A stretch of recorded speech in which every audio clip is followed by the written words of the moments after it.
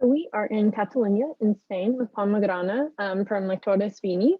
And this is a wine that I will not apologize for. I know I've put a lot of Catalonian wines in here, but I've been working to get this one for a while. I've always seen it and I just thought the label was fun, which is not obviously the best reason to get it, but I've also heard really good things. So I also just wanted to test, like, does it smell and taste like the things that are on the label? So I guess we can do that now. So it's made of Trepat. It's super low ABV, 11.5%. It spent 14 days on the skins, which is, not a small amount, but it's certainly somewhere in between like the rosé and red category. You could say it's a really light red, or you could say it's a super dark rosé. I'm gonna go with light red. But yeah, so let's dive in. Color, very light as far as reds go.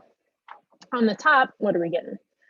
Oh, and actually, let's look at this for some context and see if we're getting any florals, strawberries, pomegranates, oranges. I think those are pomegranate seeds. So on the top, I would say it's a little bit floral. I don't know. This thing really seems like a fruit bomb to me. I think it's 2020. Yeah, so it's still quite fresh. Yeah, maybe a little floral, but nothing crazy. Honestly, it has like a little bit of like a medicinal quality, almost like a little bit like a cherry Coke on the top, but still feels very light and fresh. So let's go to the bottom. I can confidently say there's pomegranate in there, yeah. I think that it's not the first thing I get. I think I get like darker cherries, and then maybe that, more like cranberries as well. I don't see any cranberries on there. Not so much on like the citrus fruit, which makes sense because it's a red wine. Very like fresh, crunchy red fruit. That's what I'm mainly getting. But let me know if you think differently. So let's try it.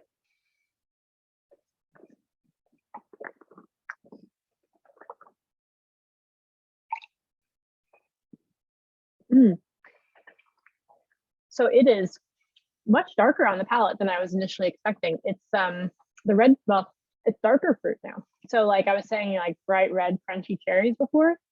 Pomegranate's definitely still there, but now it's more like deep red cherries, a little bit like plums, and it's almost got like a little bit of a smokiness to it, or this peppery quality on the finish that I was really not getting on the nose.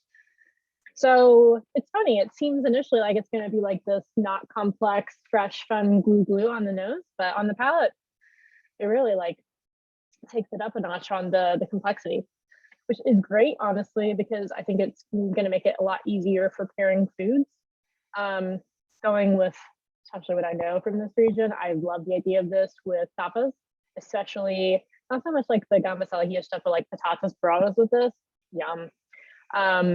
Anything that could be like open fire barbecued would be really good here to like match that smokiness. Honestly, cheese plates, like the whole manchego jamon thing. Yep. Go for all of that. I think it's the perfect texture for it. It's not too heavy, it's not too light.